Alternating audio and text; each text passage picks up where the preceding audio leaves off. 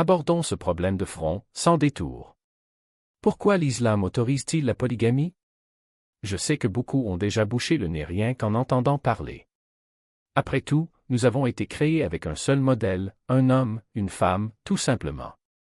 Tout ce qui s'en écarte est rapidement qualifié de rétrograde, d'injuste ou d'oppressant, avant même que quiconque prenne le temps de comprendre. Et c'est là que réside le problème. On juge sans savoir, on réagit sans rechercher. Lorsque j'ai commencé à étudier le sujet, j'avais besoin de mettre mes émotions de côté et de m'en tenir aux faits. Le mot polygamie a un poids énorme. Les gens imaginent un homme accumulant des femmes comme s'il s'agissait de trophées, une scène de jalousie, de désordre et de chaos. Mais l'islam ne présente pas cela comme une récompense pour les hommes. Il s'agit d'une autorisation conditionnelle et ce mot, conditionnel, fait toute la différence. Ce n'est pas un ordre, ce n'est pas une obligation, encore moins une exigence pour être un bon musulman. C'est une autorisation liée à une responsabilité si grande que la plupart des hommes ne seraient pas capables de l'assumer. Et quelle est cette condition qui change tout? Justice. Un homme doit traiter chaque femme de manière absolument égale, financièrement, émotionnellement, physiquement, en termes de temps consacré et de conditions de vie. S'il craint de ne pas pouvoir être juste, le conseil est clair, n'en épousez qu'une seule. Ceci n'est pas une opinion, c'est la règle elle-même. Cette idée selon laquelle l'islam donne des chèques en blanc aux hommes n'est donc qu'une idée fausse. En fait, il impose des frais encore plus stricts. Le comportement privé devient une responsabilité publique.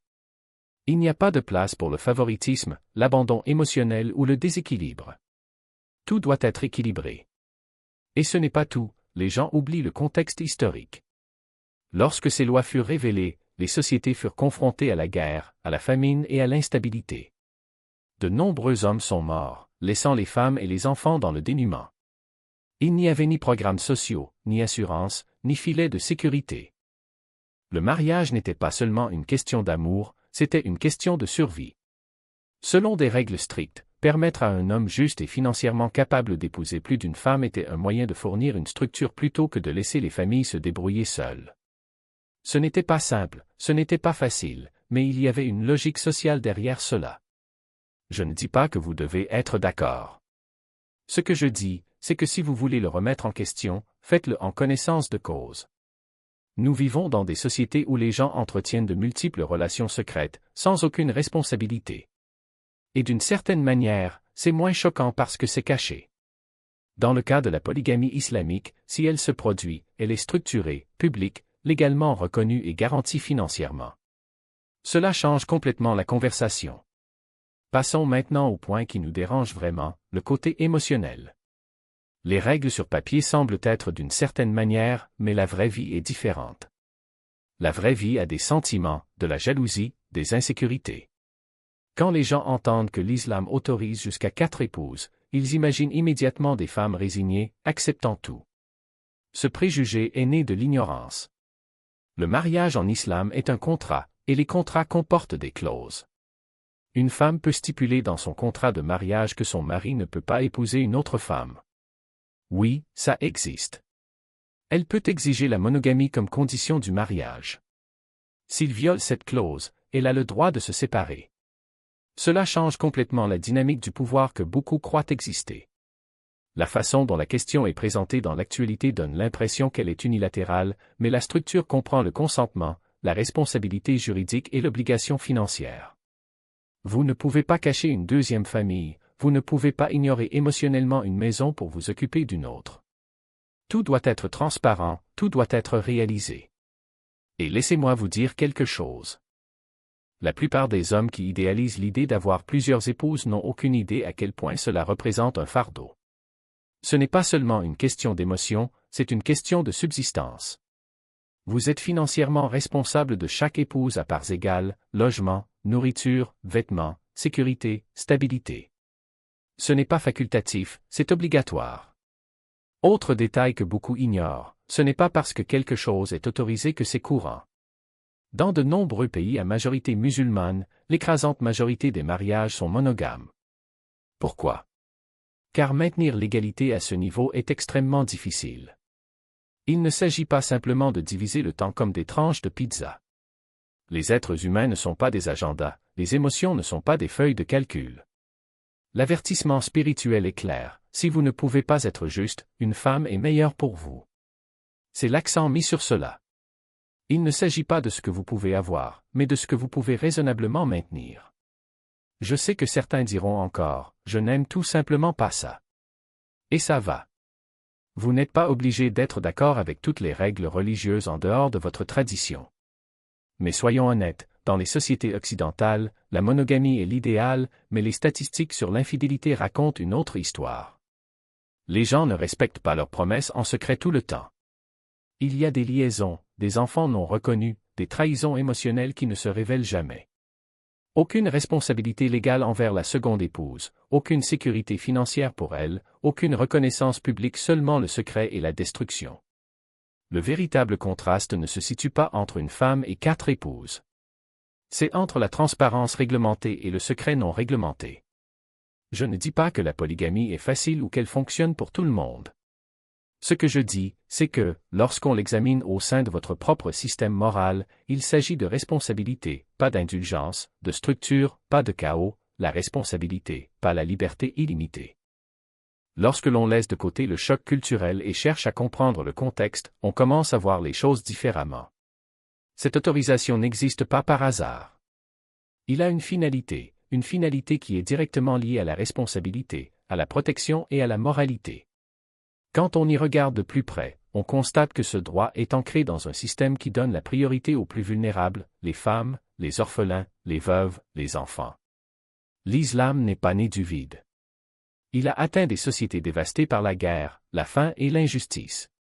Et dans ces situations, il y avait des familles qui auraient été livrées à elles-mêmes si la loi n'avait pas permis à un homme capable d'épouser plus d'une femme, dans des conditions strictes.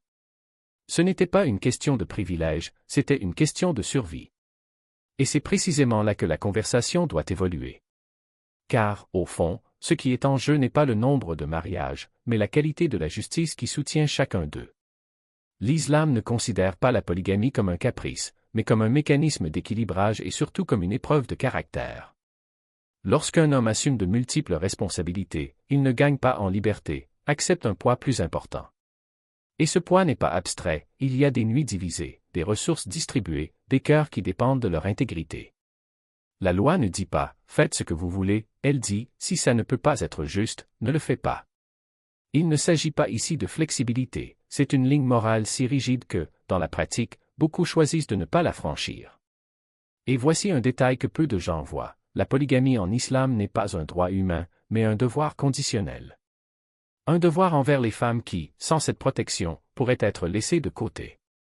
Un devoir envers les enfants qui, sans soutien, grandiraient dans une situation de vulnérabilité. Un devoir envers la société qui, sans règles claires, deviendrait un terrain d'exploitation. Lorsque nous regardons les guerres qui ont laissé des veuves sans soutien ou les crises qui ont déstabilisé des familles entières, nous comprenons qu'il ne s'agissait pas d'une option romantique, mais d'une solution pratique et, plus encore, d'une solution éthique. Il ne s'agissait pas de donner plus d'options aux hommes, mais de garantir que personne ne soit laissé pour compte. Mais que se passe-t-il lorsque l'on oublie le contexte historique et que l'on regarde aujourd'hui? La polygamie a-t-elle encore un sens? La réponse n'est pas dans « oui » ou « non », mais dans le principe qui la soutient, la justice comme priorité. Dans un monde où les relations sont traitées comme des contrats jetables, où l'infidélité est normalisée et où la responsabilité est considérée comme un fardeau facultatif, l'islam propose quelque chose de radicalement différent. Il dit, si vous devez prendre un engagement, faites-le pleinement. Si vous voulez partager votre cœur, partagez-le équitablement. Si vous voulez avoir du pouvoir, soyez également responsable. Et si vous n'y parvenez pas, ne commencez pas. Cela nous amène à une question inconfortable. Pourquoi, alors, tant de gens considèrent-ils encore la polygamie comme un privilège plutôt que comme un défi? Peut-être parce que nous avons l'habitude de mesurer la liberté à l'absence de règles et non à la présence de responsabilités. Peut-être parce que, dans les sociétés où règne l'individualisme, l'idée de limiter les désirs au nom du collectif sonne comme une hérésie. Mais l'islam n'a pas intérêt à suivre le courant. Il souhaite construire une structure où le plus fort n'écrase pas le plus faible, où le désir ne l'emporte pas sur le devoir et où la justice n'est pas négociable. Et c'est pourquoi le débat ne peut s'arrêter au choc initial. Parce qu'en fin de compte, la polygamie ne concerne pas ce que veulent les hommes, mais ce que les femmes méritent. À propos de ce dont les enfants ont besoin. À propos de ce qu'exige une société juste. Ce n'est pas un laissez-passer gratuit pour la polygamie, c'est un rappel que toute liberté s'accompagne d'une obligation. Et s'il y a quelque chose que le monde moderne doit apprendre, c'est précisément ceci: la vraie liberté ne consiste pas à faire ce que l'on veut, mais à choisir ce qui est juste, même lorsque personne ne nous regarde. Parce qu'en fin de compte, la loi n'est pas là pour nous donner plus de choix. Il est là pour nous rappeler nos responsabilités. Et ça, oui, c'est révolutionnaire.